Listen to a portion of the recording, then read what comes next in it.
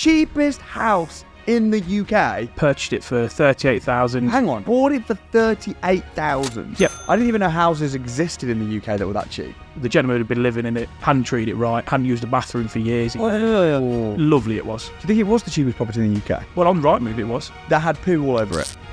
Basically, yeah. Really good to have you on the show, Damien. Thanks for having me. You've been in construction now for 12 years. 12 years. And in the last couple of years, you've blown up your property business. Yep, absolutely. Millionaire. Yep. Making passive income of over 10 grand a month. Yep. So I want to pick your brain and find out how you've done it and how you've managed to scale your business. So firstly, what was it that got you into property investment in the first place? Yeah, I started off about 18 months ago. I looked at a property. I thought there's a bit of money to be made. Didn't really understand the strategies that were available and the ways of doing it all. But when I seen the property, I could make some money, purchased it, renovated it. But I purchased it on a mortgage.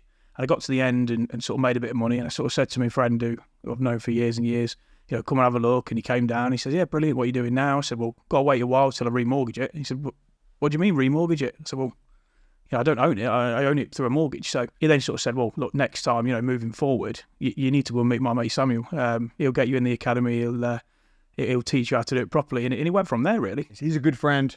Yes. I mean, the fact that he pushed you to me, he obviously cared about you. Yeah. And Scott, anyone doesn't know him, he's also been on Winners on a Wednesday.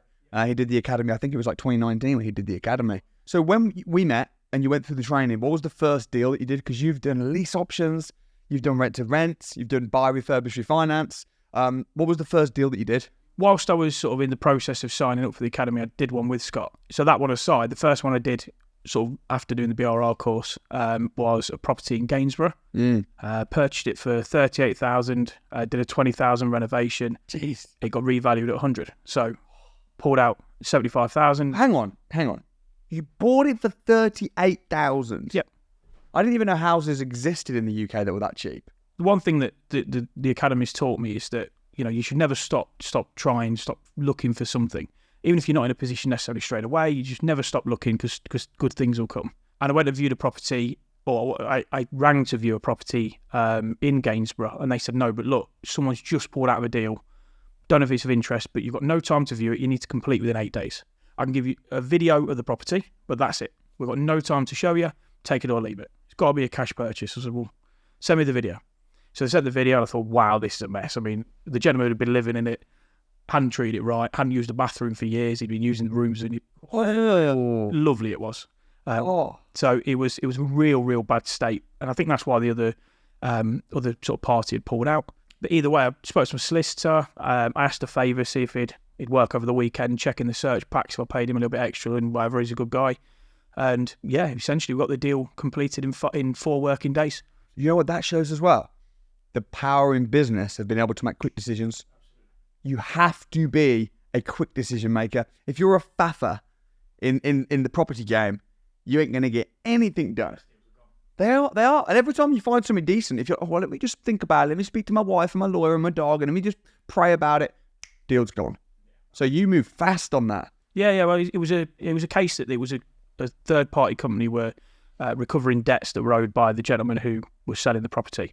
And they'd basically sort of said, look, I'm getting this amount of money. This is happening on this day. And so when they pulled out, they went, well, it's got to go back to the market and everybody's got to put bids in and it's got to be competitive again. And the property market at that point was rising. So I'm thinking, well, it could be an opportunity. I'll have a look. But at the time, I remember looking on Rightmove and the cheapest property, because it's a 3-bed. This is a 3-bed terrace. And the cheapest property in the whole of the UK, 3-bed, in real bad state was 47 grand. I thought, well, if I'm buying the cheapest property in the UK, I've got to make money, surely. I think it was the cheapest property in the UK. Well, on Rightmove it was.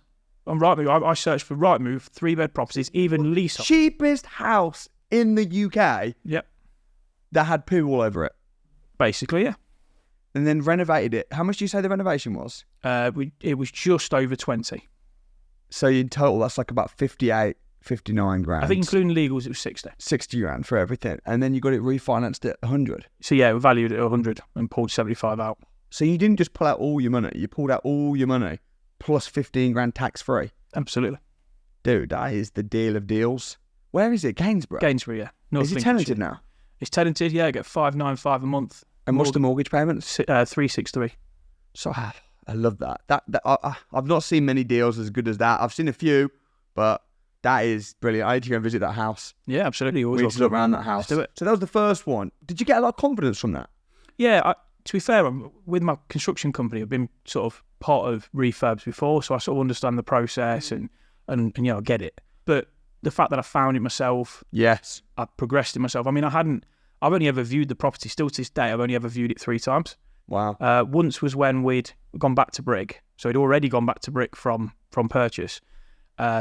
Once was when we were sort of just finishing painting the walls, and then once was when I met a letting agent there. I've never been back since, employing people to do it and good team. Yeah, that's it. And it's just, the deal was good. But the thing is though, although it's a really banging deal, because it's so small, there was still only 40 grand profit in it. The net percentage was really high, but the actual profit wasn't that high. Not knocking it because it was banger, I'd buy it.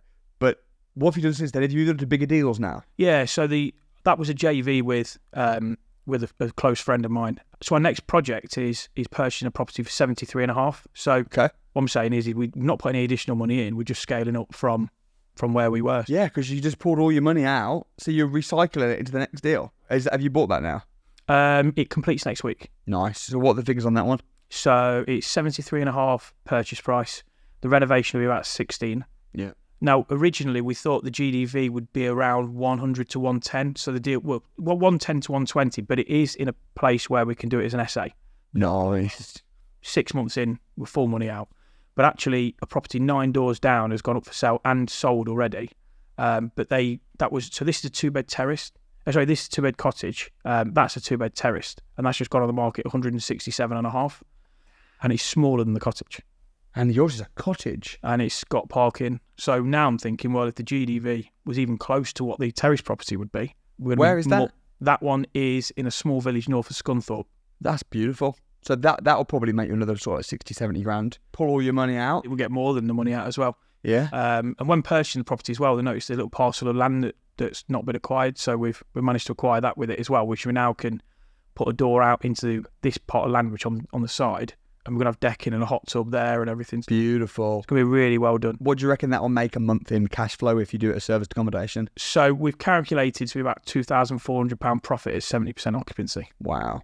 That's like replaced the average salary for most people just on that one deal. Yeah, that's it. Now, the thing about you, Damien, is you've basically done every strategy. So you've done serviced accommodation, lease options, rent to rent. Have you got a rent to rent? Yeah, so I only got my first rent to rent 2 weeks ago.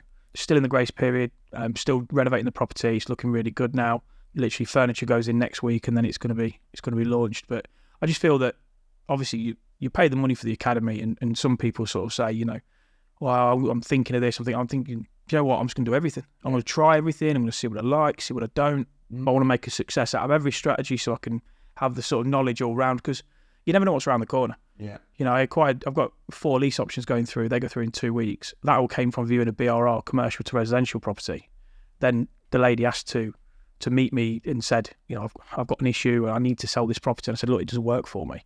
But I met her, as a friend for advice, really, because she was struggling with the portfolio. And it turns out that there was only 4 properties really that were causing her trouble with sort of negative cash flow, and it put her in a high tax band. She had them all in her name. So I met with her as a friend at Starbucks and met with her 5 times. She lives 2 hours away from me, but I just did it sort of for a bit of advice. But then, it just so happened that it opened up that the 4 deals actually being a lease option to me, and me worrying about the problem tenants would solve her problem. It was a win-win. Rather than looking at lease options as what you're getting, oh, wow, buy a house now and pay for it later. Isn't that amazing? Yeah, it is. But a lot of people say to me, seems too good to be true. That's because they're not thinking about the value that they're adding to the other side. It has to be a win-win scenario. So this lady then, how many properties does she have in her whole portfolio? So her and her ex-husband have a total of 18. Right. All completely different, apart from these 4 was similar to each other. All 4 of them, she purchased in 2008. And purchased at market value then. So now the properties that are worth about the same amount as they were then. Wow, so it's not even gone up in value in the last sort of 15 years? Not at all. And she's out of a fixed term on a mortgage, so she can't remortgage these, because a lot of the mortgage companies are looking at her and saying, well, you're a portfolio landlord, so we won't remortgage it, and her financial situation has changed, and these are all in her name. So she's really struggling to remortgage them. Therefore, the mortgage payments are pretty high. The tenants they've got in there, I mean, one of them have completely trashed one of the properties. The problem, some of them are problem tenants. So to her, they're pains, yeah, almost liabilities. and once you take a tax off, she's actually making I think she's making around £600 a month loss on the 4. Jeez. So how are you going to make money from them then? If you take those bad, horrible 4 properties off of her? I'm going to turn all 4 into HMOs. Right. I've been to all 4. The layout's perfect. There's going to be 3 4-bed and 1 6-bed HMO. Jeez, nice. And I've agreed the purchase price of the figures that are roughly what they're worth now. So the renovation cost will be, I'll get that back obviously when I purchase the properties. I've got 5 years on 2 and 7 years on the other 2. Wow. So I'll just stage it, purchase them when the properties are worth enough to basically put no money in and just... And are they going to work legally as HMOs? Absolutely. You've done all the checks, Article 4, licensing? Everything. I know the licensing officer, we've checked the Article 4. I've got a HMO in the similar area. I've just checked everything. I've spoke to the relevant people as well to make sure there's demand for them, and there absolutely is. There's several agents that are wanting to take them off their hands already. Right. So, and from her perspective, she probably hasn't got the inclination, or the knowledge, or the energy, or the time. Yeah, I think it's more energy. She's gone into it with the energy, but that's sort of, she's tired. She's had enough. And the great thing with her as well is because this started off as me just giving her advice, as a friendly advice, as whatever else, and she's inheriting some money and wants to do a project with me to basically source it, project manage it, and we go 50-50. She puts all the money in and do a JV as well. So that's awesome. I think it just comes from being active. Yeah. Don't always look for what's in it for me. Look what's in it for everyone. And the thing is with property, Damien, is it's quite a big pie. So everyone can make money. The letting agent can make good money. The deal sourcer can make good money if there is a deal sourcer. Even the solicitors and the brokers, the landlord, the owner. If it's a rent to rent, there's enough money in the pie for everybody to be able to make a piece. And if you're knowledgeable and valuable, you're in the construction background. So straight away, bang! If you're doing a joint venture, if I was partnering with you and you were fine, I'd be thinking, well, he's in the construction business. He's going to be able to add a lot of value there. So the more valuable you can get, the negotiation, the decisiveness, the fact that you were able to negotiate that property for 38 grand. Yeah. That's a skill. The more you can bring to the table, the more valuable you are. And then ultimately, value is followed by money. So how much are you making on average right now then a month? Currently, the properties that we've got, we're making about £12,000 profit a month. That's excellent. And where's the majority of that coming from? The majority of that is from a joint venture deal with a property that we basically purchased it with the intention of converting it to an 8-bed, 8-ensuite HMO. Mm-hmm. The property's not in terrible state, it's livable. And whilst we're waiting for the planning, we thought, well, it's vacant. We may as well sort of see if we can offer something back and speak to some social housing places and sort of say, do you want any temporary accommodation? And it got snapped up basically on a deal, which means that we don't need to renovate it straight away now. Brilliant. And it houses people fleeing domestic abuse situations, people coming out of rehab for various things, people sort of leaving hospital, maybe can't climb stairs, so they need a downstairs room and whatever else for a few weeks. So you're sort of giving something back, and then they pay generously as well. So when did you buy that property? So I acquired that one about 14 months ago. And did you buy it or did you control it? We've purchased it on a mortgage. How much did you buy it for? I purchased it for $152,500.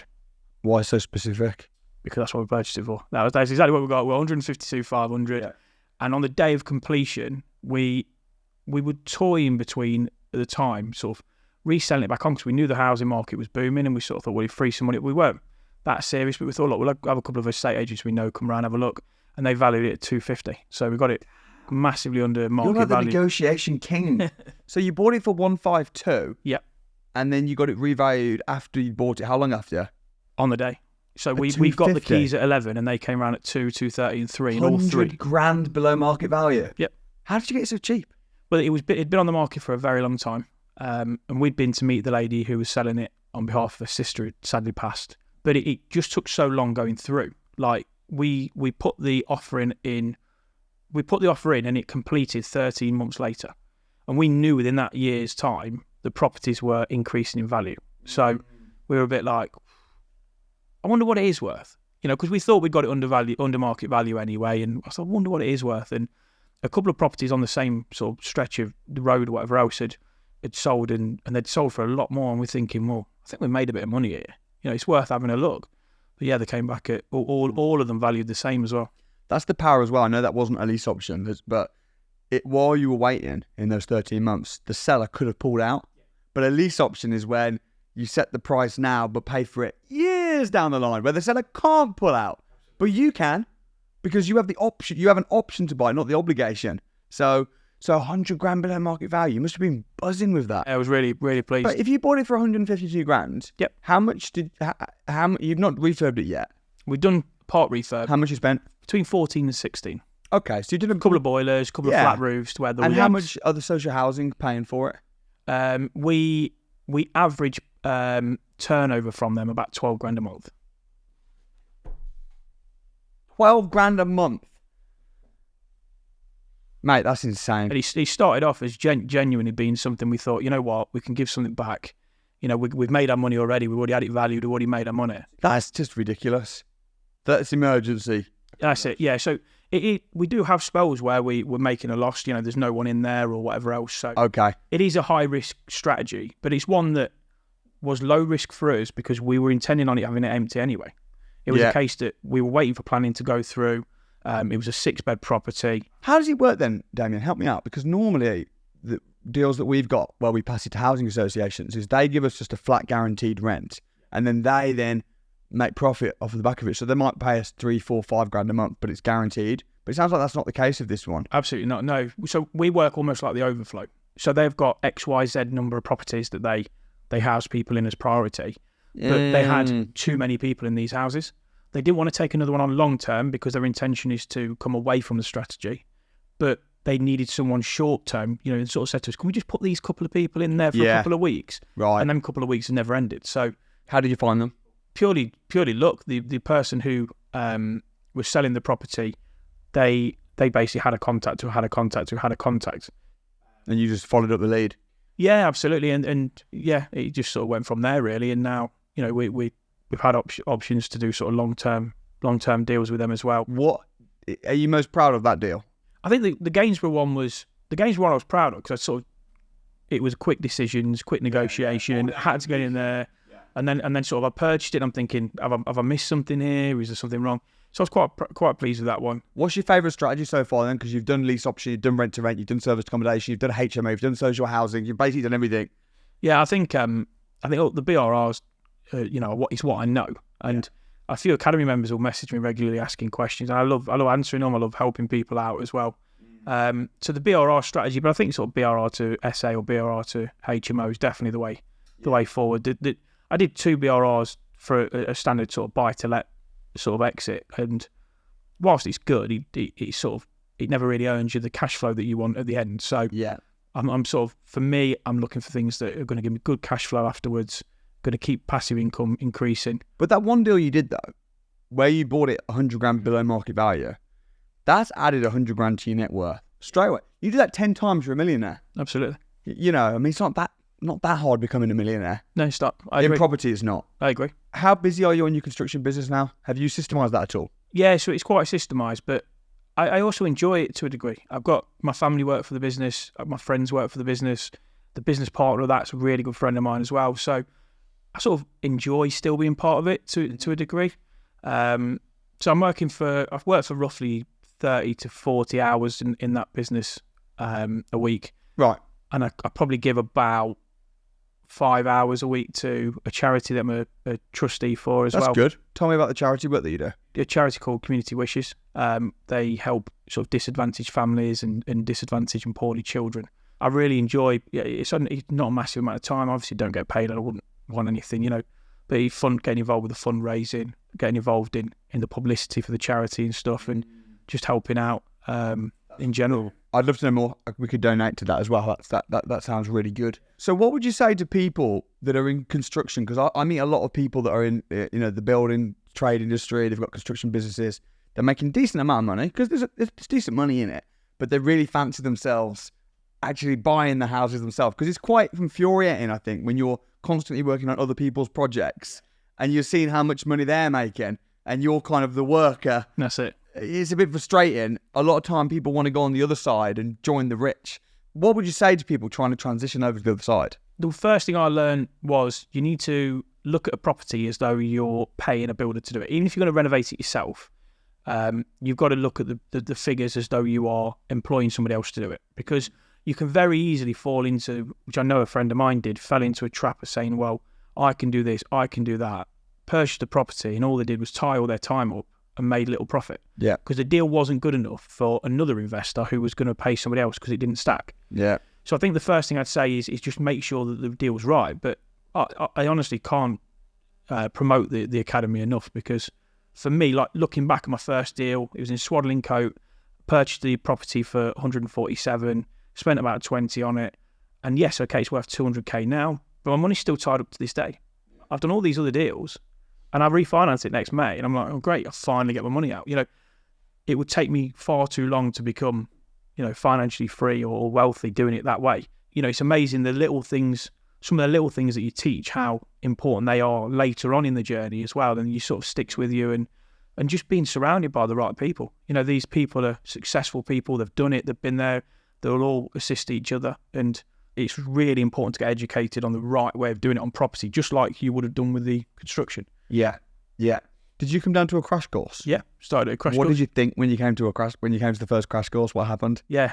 I learned so much in that course, and I always was going to sign up for the BRR course, because that's where I wanted to sort of learn, but there was no way I weren't doing the academy then. You know, I was in. I was 100% in and really enjoyed it. The funny thing is, because like over a crash course, it's only one day, but I want to teach so much. But I know if I just teach, a lot of the information will get lost. So that's why we do like every like half an hour, I'll say, turn to your neighbour, give them a high five.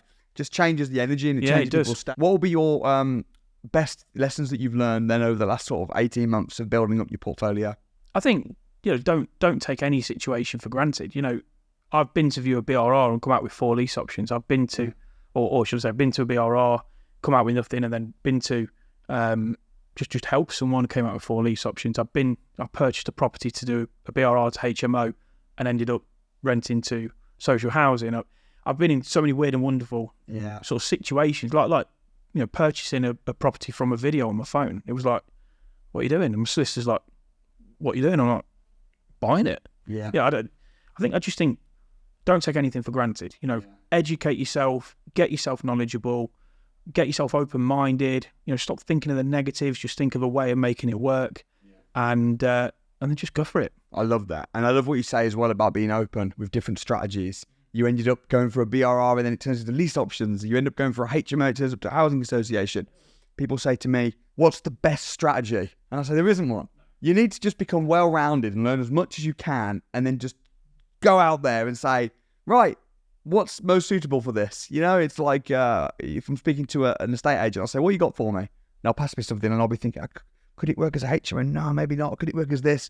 And you've got to be well-rounded. Yeah, absolutely. And I'm really proud of what you've achieved. It's great to have you on the Academy. Yeah, it's been a pleasure. Thank you so much for coming on the show. Thank you. Cheers.